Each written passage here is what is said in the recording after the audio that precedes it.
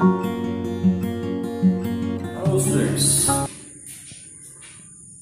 today I am with you with a new lesson in grammar, that is transformation of sentences. बच्चों, ये transformation जो है ये आपके लिए नया चैप्टर है, इसलिए जरा इसको ध्यान से देखेंगे। ट्रांसफॉर्मेशन का अभिप्राय होता है वाक्य के रूप में परिवर्तन। जो हमारा वाक्य दिया उस वाक्य को हम बदल तो देंगे, ग्रामेटिकल के हिसाब से, ग्रामर के हिसाब से वाक्य परिवर्तन हो जाएगा, लेकिन उसके अर्थ में परिवर्तन नहीं होना है। बस यही ध्यान रखना है कि रूप परिवर्तन हो जाना है, लेकिन अर्थ में परिवर्तन नहीं होना है। उसी को हम ट्रांसफॉर्मेशन कहते हैं। आज मैंने आपको एक लिख करके भेज रखा है ट्रांसफॉर्मेशन का नियम, उसको भी आप ध्यान से देखेंगे। जरा संक्षेप में मैं उसको यहां बोर्ड पर आपको डिस्कस कर देता हूं, ताकि आपके समझ कुछ ठीक आ जाए। ट्रांसफॉर्मेशन बनाने के लिए एक शब्द के रूप परिवर्तन के लिए बहुत सारी विधियां हैं। उन विधियों में हम सबसे पहले लेते हैं कि जो हमारे पास एडर टू होता है उसको हम किस तरह से बदलेंगे। अब देखिए बोर्ड पे किस तरह। ट्रांसफॉर्मेशन ऑफ सेंटेंसेस, ट्रांसफॉर्मेशन में परिवर्तन, रूप परिवर्तन, जहां पर हम ग्रामर के हिसाब से उसका रूप तो परिवर्तन कर देंगे, लेकिन उसके अर्थ में परिवर्तन न हो, उसको हम ट्रांसफॉर्मेशन ऑफ सेंटेंस कहते हैं। और इसका पहला नियम है बाय रिमूविंग एडवर्ब टू। अब रिमूव करना हटा देना, जहां पर एडवर्ब टू है उसको हमको हटा देंगे। उसके लिए हमको पहले दो शर्तें हैं।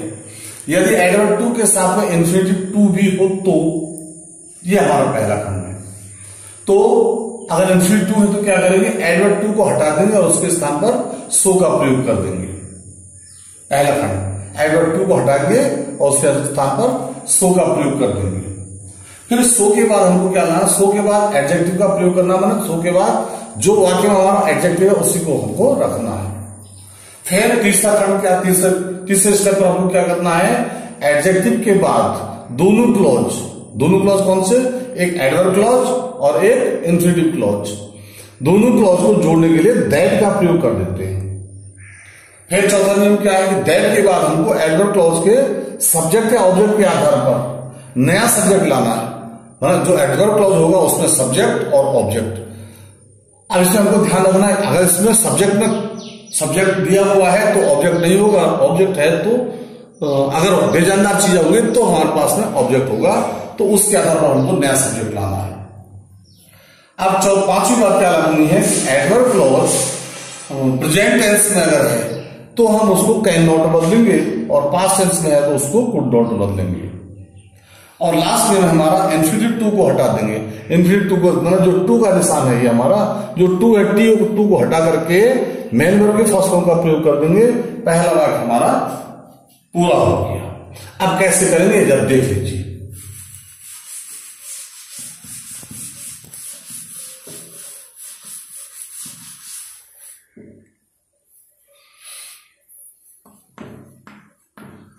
He is too weak to run। अभी दो क्लॉज है, ये एडजेक्टिव क्लॉज है और ये इन्फिनिटिव क्लॉज है। मैंने बताया ना दो क्लॉज होंगे, एक एडजेक्टिव क्लॉज और दूसरा एडवर्ब क्लॉज। अब इसमें पहला नियम हमारा टू को हटाने का था, टू हटा दिया हमने, क्या हो जाएगा, ही इज सो वीक। दूसरा नियम था हमारा सो के बाद वीक का प्रयोग करते हैं, मैंने एडजेक्टिव का प्रयोग करते लिखा था।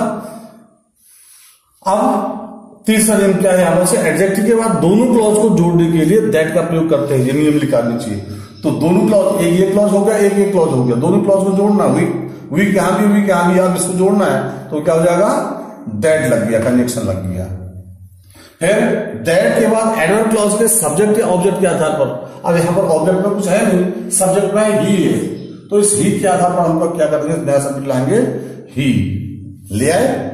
अब उसके बाद क्या, एडवर्ब क्लॉज प्रेजेंट टेंस में है, ही इज टू वीक, ये कितना खंड, अगर ये प्रेजेंट में है तो कैन नॉट का प्रयोग कर देंगे, और पास्ट टेंस में है तो कुड नॉट का प्रयोग करेंगे। तो he is too weak present में है या पास्ट में, इज लिखा है तो इसका मतलब प्रेजेंट में है तो क्या होगा, कैन नॉट है। उसके बाद क्या है, इन्फिनिटिव टू को हटाकर मेन वर्ब की फर्स्ट फॉर्म का प्रयोग करते हैं इन्फिनिटिव टू, ये टू है और ये टू हट जाएगा, क्या बचा रन।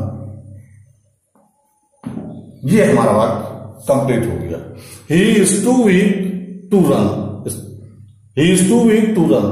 अलग अलग खंड थे, एडवर्ब टू लगा था, इन्फिनिटिव टू लगा था, एडवर्ब टू को हमने सो बदल दिया, वीक के बाद वीक आ गया, दोनों क्लॉज जोड़ के दैट लग गया, एडवर्ब क्लॉज के सब्जेक्ट के आधार पर ही लग गया, प्रेजेंट टेंस है तो कैन नॉट लग गया, उसके बाद वर्ब की फर्स्ट फॉर्म आ गई रन हो गया। अब इसमें मैंने बताया कि यदि सब्जेक्ट के आधार पर या ऑब्जेक्ट के आधार पर कभी कभी हम क्या कर देते हैं, सब्जेक्ट बदल देते हैं। जैसे दूसरा वाक्य एक और देख लीजिए,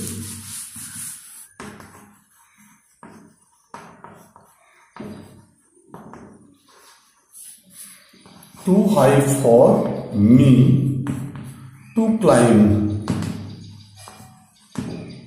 ये एडवर्ब एडजेक्टिव इन्फिनिटिव क्लॉज और ये टू हाई, ये एडवर्ब क्लॉज और ये इन्फिनिटिव क्लॉज। नियम जो नियम पहले था वही, is the tree is too, पहले इसको हटाना है, the tree is so high adjective हो गया। अब फॉर भी इसकी आवश्यकता नहीं है, अब ये हमारा ऑब्जेक्ट का काम कर रहा है, इसलिए दोनों क्लॉज को जोड़ने से पहले दोनों क्लॉज जोड़ेंगे, दैट लग जाए, too high, the tree is so high that. अब दैट के बाद इस मी के आधार पर नया शब्द आएगा, मी का सब्जेक्ट हो जाएगा आई। अब इज है प्रेजेंट टेंस है तो हो जाएगा कैन नॉट क्लाइंब। पहला नियम क्या था हमारा, पहले हमने सब्जेक्ट के आधार पर लिया था, अब यहां पर सब्जेक्ट सजीव क्या है, सजीव मी है, तो इसके आधार पर जो भी सजीव होगा, सब्जेक्ट ऑब्जेक्ट में जो सजीव होगा उसके आधार पर आपको नया सब्जेक्ट लाना होता है। तो ये मी सब्जेक्ट, मी का सब्जेक्ट बन गया आई कैन नॉट क्लाइंब। तो ये हमारा पहला नियम पूरा हो गया।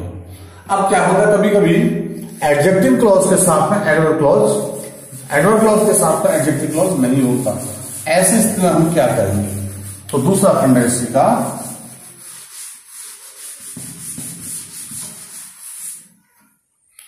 यदि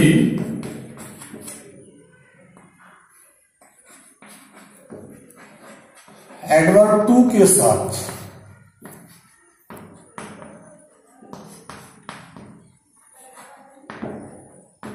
इन्फिनिटिव टू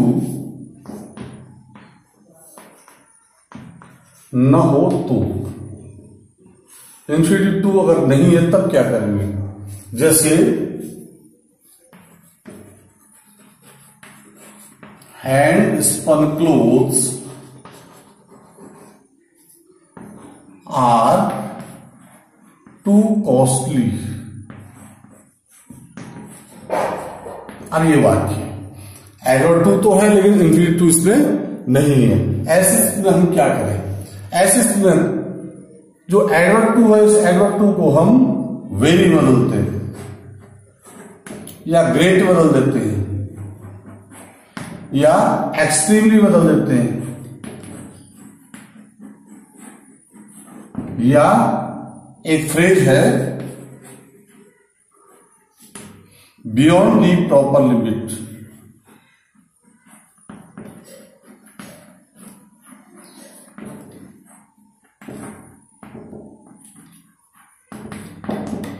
ये चार शब्द है हमारे पास में, चाहे किसी में भी हम बदल सकते हैं, लेकिन ध्यान इतना रखना है कि जो ये फ्रेज है, इस फ्रेज को हम बीच इसके स्थान पर नहीं लाएंगे, बल्कि फ्रेज को हम लास्ट में ले जाते हैं।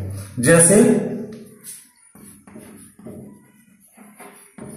Hand spun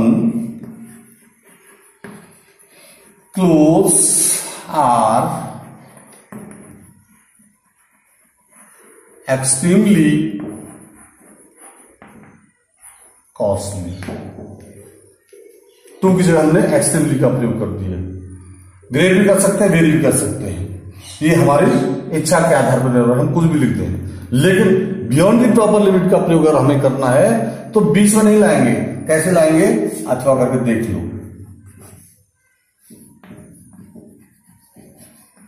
hand spun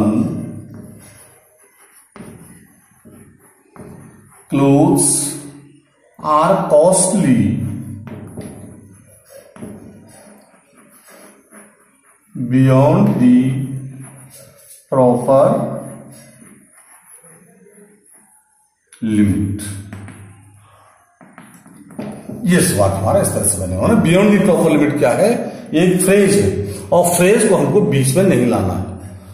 hand spin clothes are costly beyond the proper limit चाहिएगा तो चाहे hand spin clothes are extremely costly, hand spin clothes are very costly, जो तुम्हारी मर्जी उनमें से कुछ भी कर सकते हैं। बस इतना ध्यान रखना है कि जो फ्रेज होता है फ्रेज को हम लास्ट में लाएंगे और बाकी जो 2-3 शब्द इनको उसके स्थान पर ले आएंगे।